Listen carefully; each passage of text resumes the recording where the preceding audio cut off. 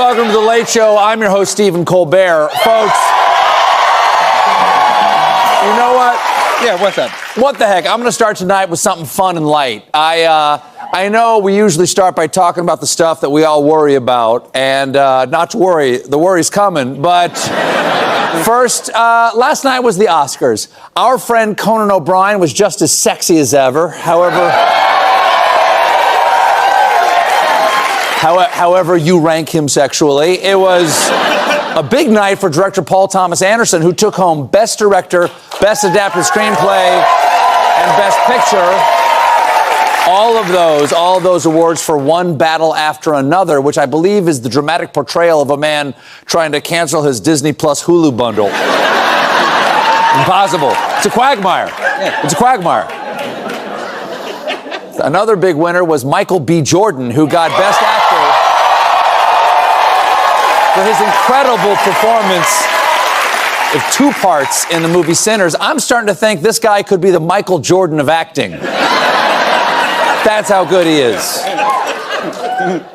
So many friends of this show won big. Ryan Coogler for Best Original Screenplay. And Jessie Buckley, who won Best Actress for her role in Hamnet.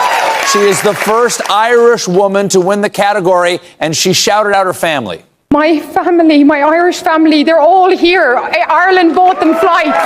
Yes.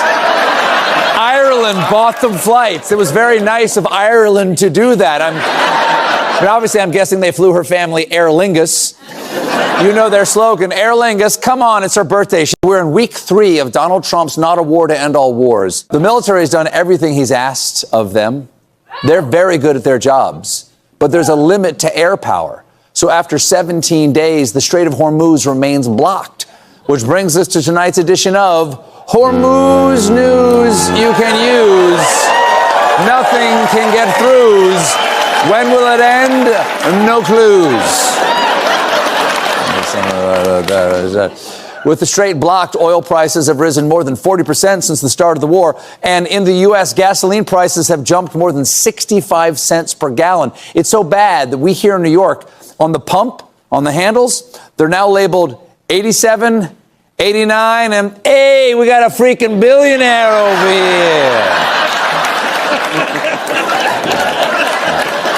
That's my impression. Trump is clearly...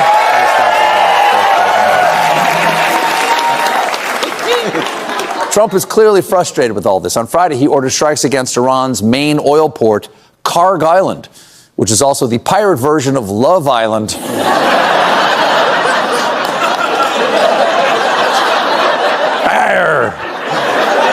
I'm here to find true Karg. Sex marks the spot. Shiver me herpes. Again, I don't know what that means. I don't know what any of that means. Shortly after the attack, Trump announced on social media that the U.S. had totally obliterated every military target in Iran's crown jewel, Karg Island. For reasons of decency, I've chosen not to wipe out the oil infrastructure on the island. Yes, I would never harm a single drop of innocent young oil. Defense Secretary Pete Hegseth told us there's no problem with Iran blocking the Strait of Hormuz, except for one problem. The only thing prohibiting transit in the Straits right now is Iran shooting at shipping. It is open for transit should Iran not do that.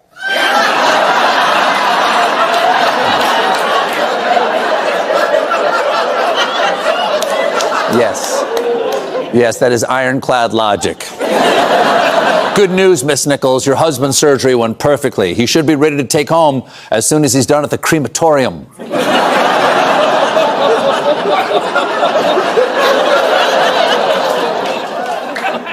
Hegseth also got mad that the media has been accurately reporting what's happening. Another example of a fake headline that I saw yesterday. War widening. Here's a real headline for you for an actual patriotic press. How about Iran shrinking, going underground? And here's another fake headline. Secretary Hegseth visibly agitated, alcohol on breath. Here's a real one. Here's a real one for a patriotic press. Secretary Hegseth named Diamond member of TGI Fridays Tequila Honors Program. Okay? It's the same story. okay? You got a problem, bro? You got a problem? Trump's latest war is unpopular with our allies, but he claims he's gotten a lot of support from one surprising source. I've spoken to a certain president, who I like, actually, a past president, former president. He said, I wish I did it. I wish I did, but they didn't do it. I'm doing it, yeah. Which president? I can't tell you that. I can't. No, I can't. I can't tell you. I can't tell you, but he's very real. He's as real as this table. His name is President Table.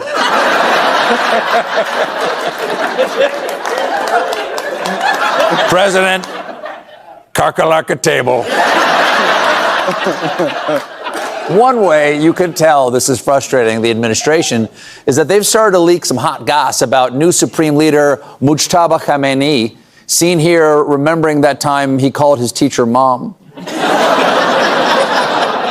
According to U.S. intelligence, the elder Khamenei was wary of his son ever taking power because he was perceived as not very bright.